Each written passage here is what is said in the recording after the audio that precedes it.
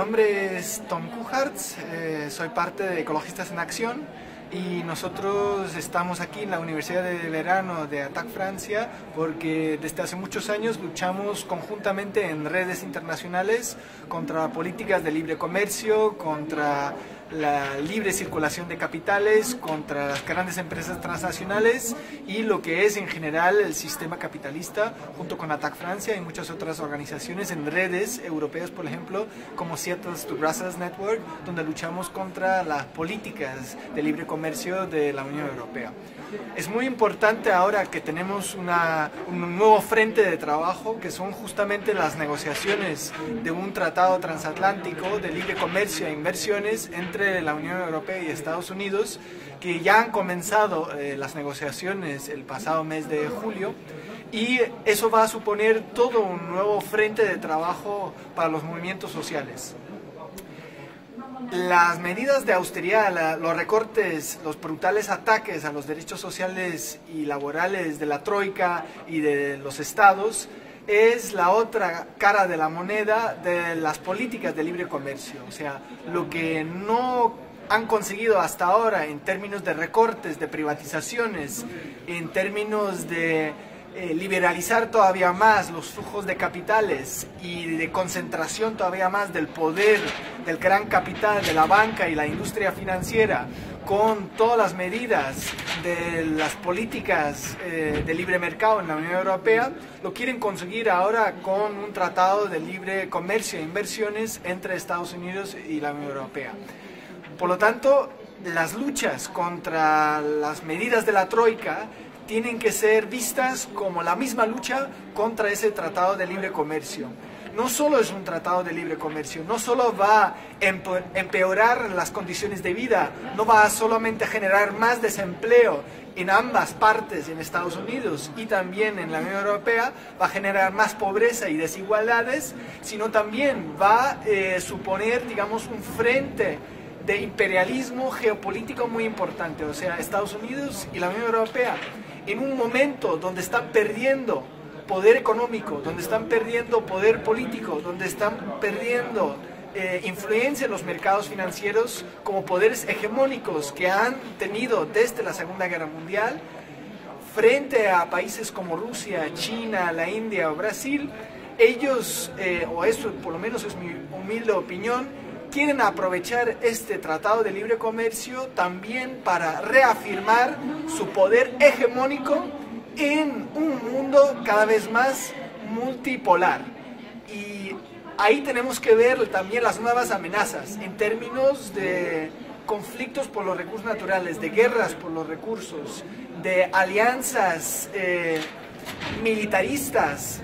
que van a reforzar el papel de la OTAN en el mundo, y van a reforzar también el papel imperialista que ya ha tenido Estados Unidos junto con la Unión Europea. O sea, tenemos el caso de la guerra de Irak o de Afganistán, pero también el caso reciente de Edward Snowden, donde estamos viendo la complicidad de los estados, de los gobiernos, y no hay contradicción. Yo creo que ahí tuvimos errores conceptuales y de análisis, de diagnóstico en el movimiento antiglobalización, haciendo un análisis como si el modelo neoliberal quitaba poder de los estados y lo daba a las empresas transnacionales. Yo creo que las negociaciones de un tratado transatlántico de inversiones y de comercio muestra que hay una complicidad absoluta entre el gran capital, entre los mercados financieros, entre la gran banca y lo que es el poder político. Los gobiernos de derecha, pero también de la socialdemocracia, que de la igual forma, sea Hollande de Francia, sea Rajoy en España, o sea, digamos, el poder más ultraconservador concentrado en la Comisión Europea o el Banco Central Europeo, que están totalmente de acuerdo con la línea de Obama, que es la misma línea de economía política de Bush y de Clinton. O sea, no hay una ruptura de ninguna de los lados, ni de la Unión Europea ni de Estados Unidos, con la línea más neoconservador, más neoliberal, y de dar la máxima liberalización al flujo de capitales, porque quieren fortalecerse mutuamente para hacer frente a lo que serían los nuevos competidores en el panorama internacional, que sería Asia, pero también Rusia o Brasil para el mercado latinoamericano. Entonces, en este contexto tenemos que poner como prioridad en nuestra lucha en los próximos años para impedir estas negociaciones. No creemos que una estrategia de incidencia puede funcionar ahora. No tiene ningún sentido porque ya tenemos muchos años de experiencia en la lucha contra tratados de libre comercio y el poder neoconservador más neoliberal de derecha y de la socialdemocracia están de acuerdo en el paradigma neoliberal de libre comercio. O sea, quieren salir de la crisis con más políticas de libre comercio, que son las mismas políticas que nos han llevado a la crisis sistémica del capitalismo en la que estamos ahora mismo y que está impactando en el sufrimiento de millones de personas y está generando desempleo y bolsas de pobreza y de descomposición social como la que estamos viviendo en Grecia, o de medidas de privatizaciones brutales como en Portugal o el Estado español. Entonces, no solo lo tenemos que ver desde ese sentido como la otra cara de la moneda de las políticas de la Troika, sino también tenemos que verlo como un desafío muy fuerte al movimiento internacionalista. En el movimiento tenemos que volver a los orígenes del movimiento antiglobalización, cuando conseguimos en 1998 de parar las negociaciones de un tratado multilateral de inversiones que se pretendía en aquel momento en el marco de la OCDE. Eso se consiguió parar, y eso fue también el origen, por ejemplo, de ATAC, ¿no? Y tenemos que celebrar que fuimos capaces en ralentizar, digamos, ciertas medidas más